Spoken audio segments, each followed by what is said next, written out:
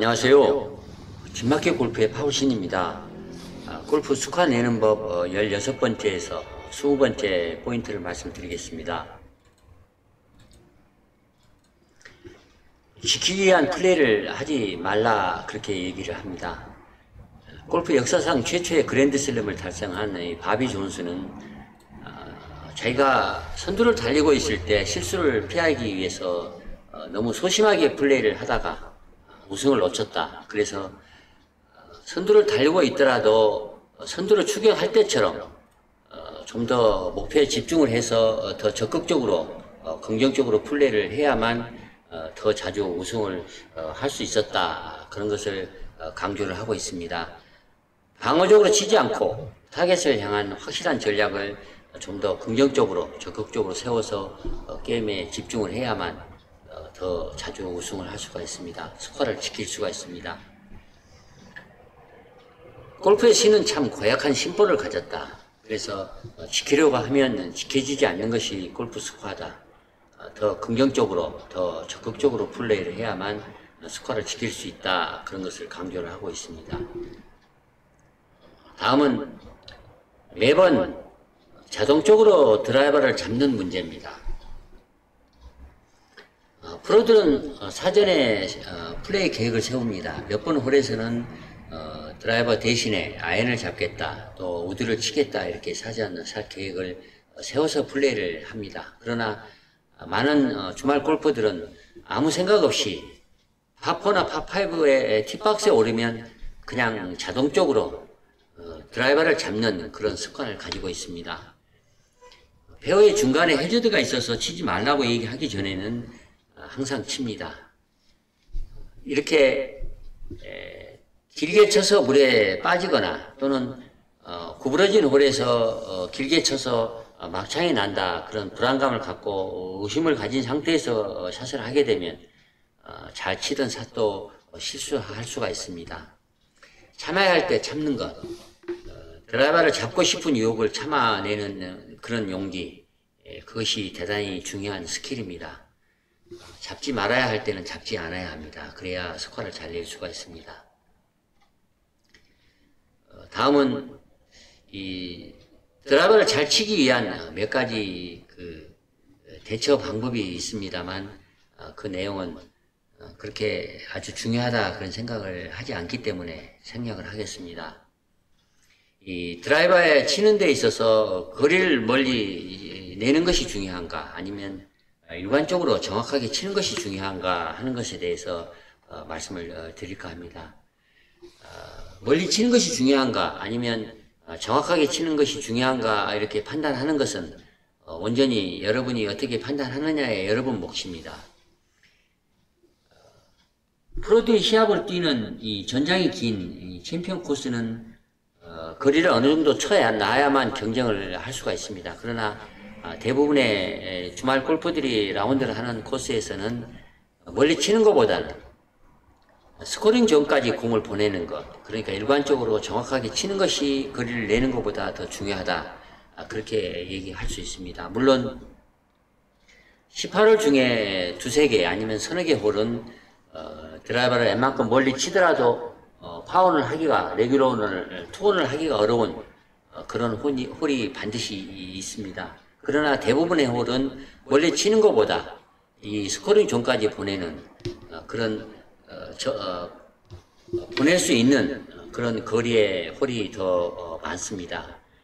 스코링 존에서 잘 쳐야만 스코어를 잘 낼 수 있다. 스코링 존에서 70% 정도의 성패가 갈린다, 그런 측면에서 보면 멀리 치는 것보다는 이 스코링 존까지 안전하게 정확하게 일관적으로 쳐내는 것, 드라이버를 치는 것이 스코어를 내는 데 중요하다, 그렇게 얘기를 할 수가 있겠습니다. 어떤 홀은 멀리 치는 것이 중요하고 또 어떤 홀은 스코링 존까지 정확하게 치는 것이 중요하다. 그래서 어떤 선택을 하는가, 그런 것은 순전히 여러분이 어떻게 판단하는가, 순전히 여러분 몫입니다. 스마트하게 플레이할 필요가 있습니다. 항상 멀리 치는 것, 5000m를 치듯이 그냥 영웅적으로 치겠다 그렇게 생각을 하는 것은 스코어를 잘 내는 데 있어서 크게 도움이 되지 않는 좋지 않는 생각입니다. 다음은 이 멀리 치는 것이 중요한가 아니면 이 일관적으로 치는 것이 정확하게 치는 것이 중요한가 하는 측면에 있어서 의견을 그 전문가들은 달리 하고 있습니다. 예를 들어서 일본의 누마자와 유지라는 프로는 스코어에 있어서 40%는 그린에서 이루어지기 때문에 퍼팅이 중요하다. 드라이버를 아무리 멀리 쳐도 크게 의미가 없다 이렇게 말을 합니다. 샘 스니드는 유명한 말을 남겼습니다. 드라이버는 쇼고 퍼팅은 돈이다. 이런 말을 남겼습니다. 그리고 콜롬비아 대학 교수인 마크 브로디는 에브리샷 카운츠라는 책에서 롱게임이 스코어의 3분의 1을 결정을 한다. 프로가 어느 날 3오버를 쳤다면 티박스와 그린 사이에서 잘못 쳐서 3오버를 한 것이지 퍼팅을 잘못해서 3오버를 한 것이 아니다. 그렇게 쓰고 있습니다.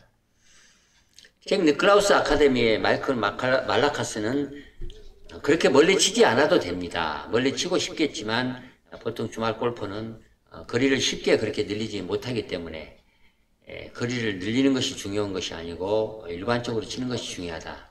300m를 쳐서 나무 밑에서 치는 것보다는 150m를 치더라도 페어웨이 평평한 지점에서 세컨샷을 치는 것이 훨씬 스코어를 내는데 중요하다 그렇게 말을 합니다.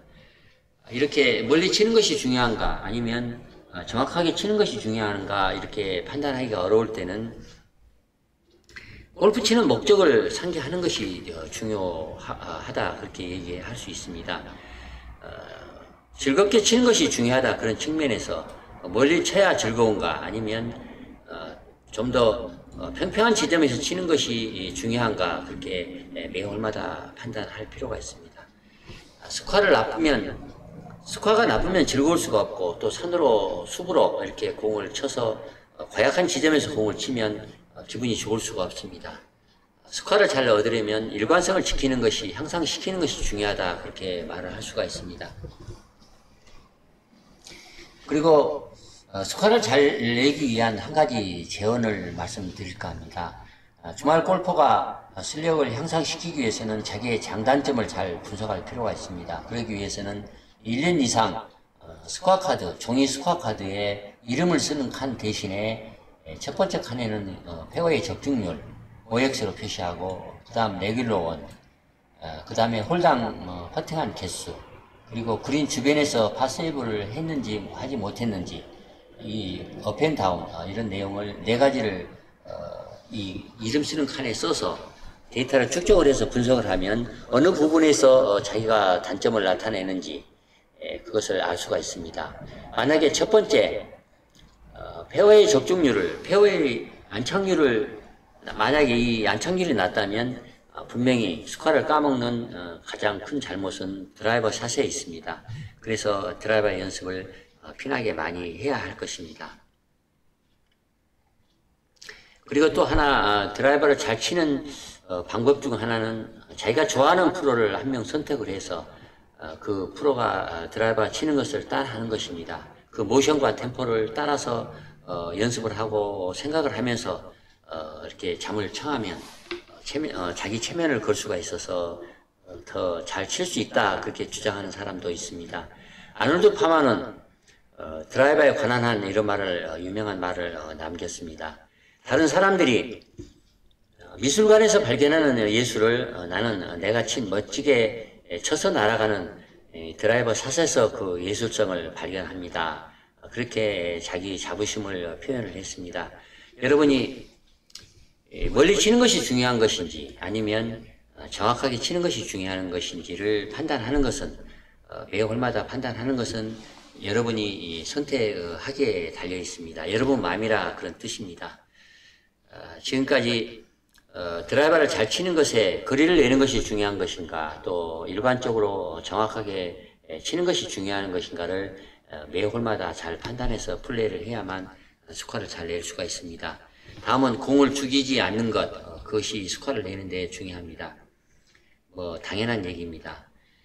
실력이 부족해서든 아니면 부주의해서든 오비를 내거나 공을 물에 빠뜨리면 단순히 벌타만 먹는 것이 아닙니다. 손해가 나는 것이 아닙니다. 기분이 나빠져서 또 그 실수를 반해하기 위해서 서두르다가 자칫 더 나쁜 스코어를 써서 그날 스코어를 망칠 수가 있습니다. 그런 이유로